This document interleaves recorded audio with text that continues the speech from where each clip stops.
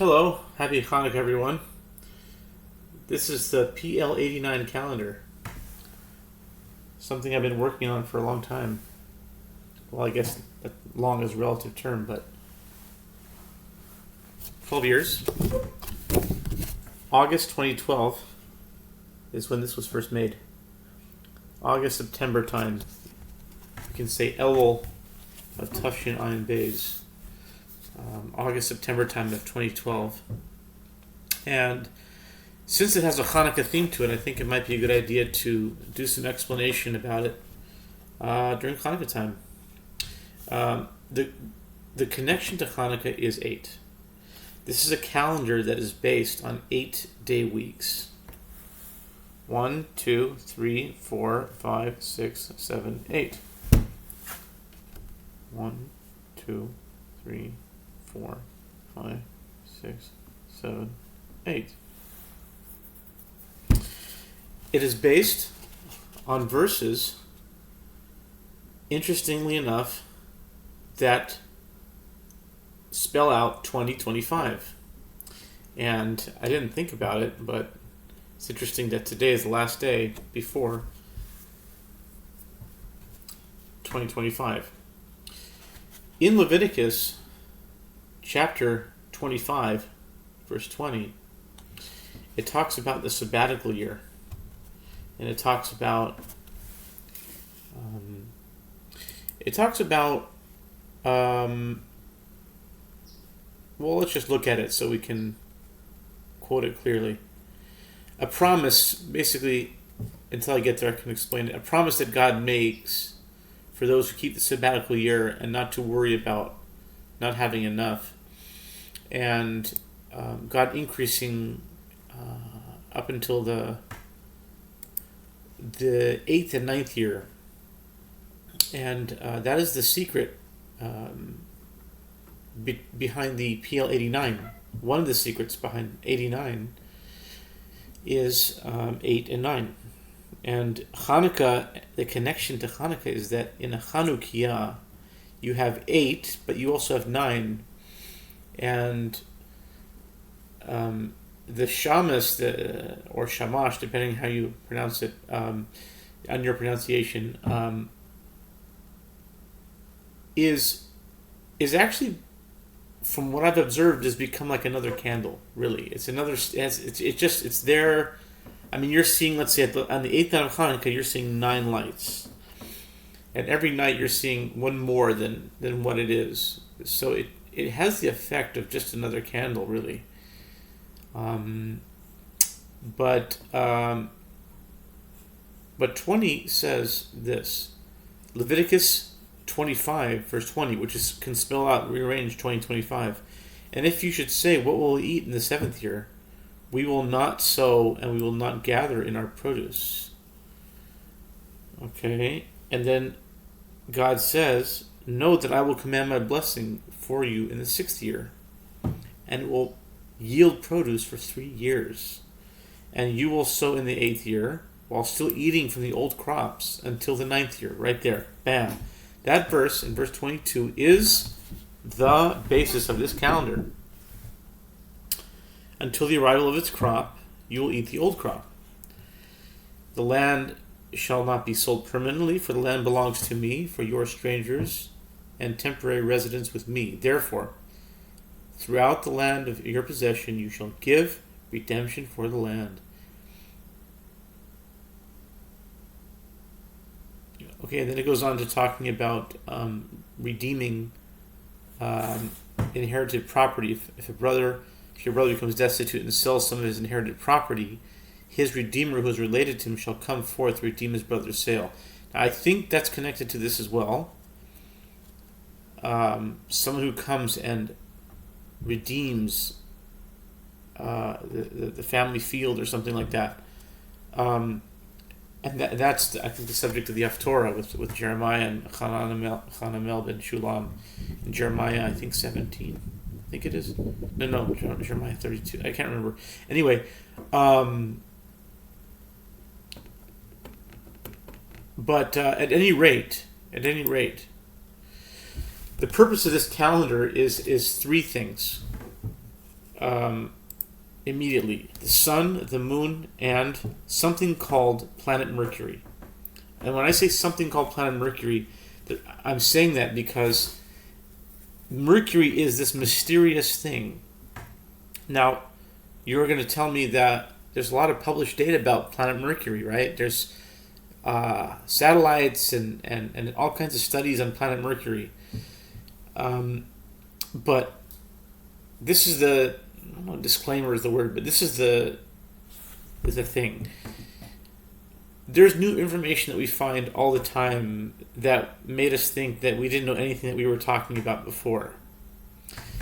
And that could certainly apply to Mercury. Like, we know a little bit about Mercury. I mean, you can just look up in all kinds of published like Wikipedia or any type of astronomical or books or encyclopedias or whatever can tell you something about Mercury, but you have to just, I guess, rely on it. The reason why I say something called Mercury is that Mercury is actually a concept, and Mercury represents the concept of Gematriona, because Gematriona has a numerical value of 103. If you do a simple English Gematria cipher of A equals 1, B equals 2, etc., Mercury equals 103, so you can substitute Mercury with Gematriona. You can substitute them. And that's really what Mercury represents. It represents the idea that we can find truth in mathematics if we apply it to things that we want to know and compare it with things that we already know or think we know, and the numbers will, quote, like, as it were, speak to us. That's the basis. That's what Mercury means, and it's represented in a planet called Mercury. Maybe one reason for that is, and not to believe in, not saying that I believe in mythology, but it's an interesting idea from mythology that Mercury was like a messenger. He related information, and so anyway, this takes into consideration the sun, the moon, and Mercury. Now, the sun represents the secular calendar, which is 365 days, and the moon is the lunar calendar, which is 354 days, roughly speaking. A leap year, not a leap year, but so what first comes to mind is Jewish and secular or non-Jewish, or you could even take it further to say Yaakov and Esav. And Mercury is that quality that is a game changer. Mercury is that thing that takes you to a new level, and it's an ongoing development. So, what is this exactly? What is this chart? What does it measure? How does it? Well, it's 8. As explained before, it's 8 squares, and then there are 8 columns, and then there's 10 rows. And that, of course, will bring you to 80 days. But these 80 squares, actually, there is another row that is under here. It's there in practice and it's there in understanding, but it's invisible to everyone because it's not printed. It's a row that's not printed. Now that row is called the 10-day twilight period. That's the last 10 days, 9 or 10 days, depending on the type of calendar, whether it's what they call a male or chaser, or it also takes into consideration the Gregorian have 31 days or 30 days. It's not going to be exact, but this bottom line is the last 10 days of a 90-day period. And why is a 90-day period so significant? A 90-day period comes up with regard to the Redeemer. It's in Exodus, I think it's chapter 2, but let's find out. Exodus chapter 2, let's see here. Let's have a look. Yeah, it's Exodus chapter 2, when we learn about the birth of the first Goel of Israel, who is Moshe Rabbeinu, Moses, our teacher. And it talks about, it says, a man in the house of Levi went and married a daughter of Levi. The woman conceived and bore a son, and when she saw that he was good, she hid him for, in Hebrew is Shlosha Yerachim. ותהר האישה ותלד בן ותראה אותו כי טוב הוא ותצפנהו 3 ירחים. She hid him for 3 months. Now, there's a code there. I'm not going to say it. I'm just going to say ותצפנהו 3 ירחים. I'm going to leave it at that. Okay. Hid him for 3 months.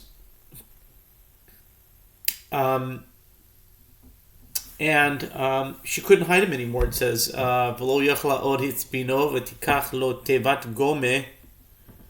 which is interesting. It's close to the ark of Noah, which is Gomeh,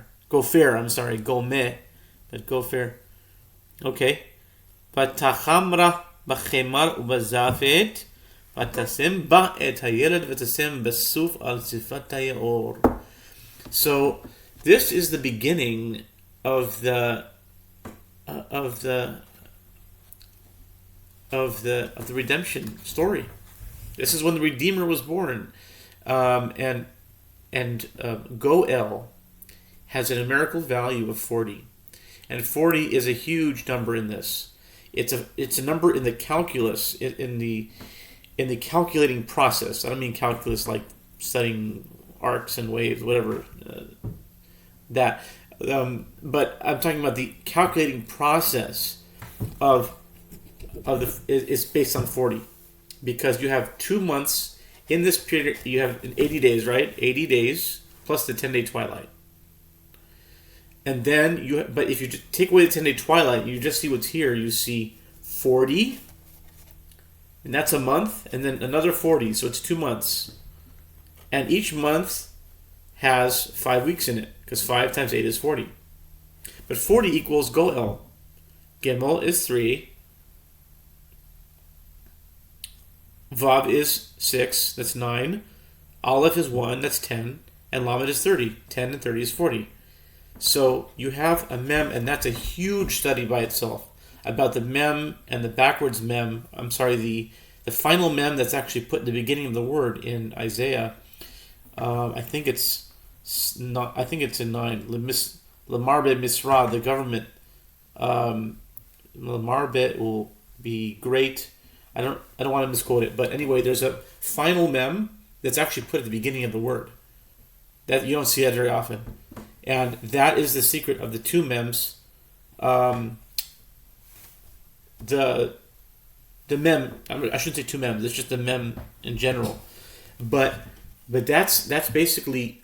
So what does this measure, and how do you use it? That's even the more crucial point, and the more practical. How do you practically use it?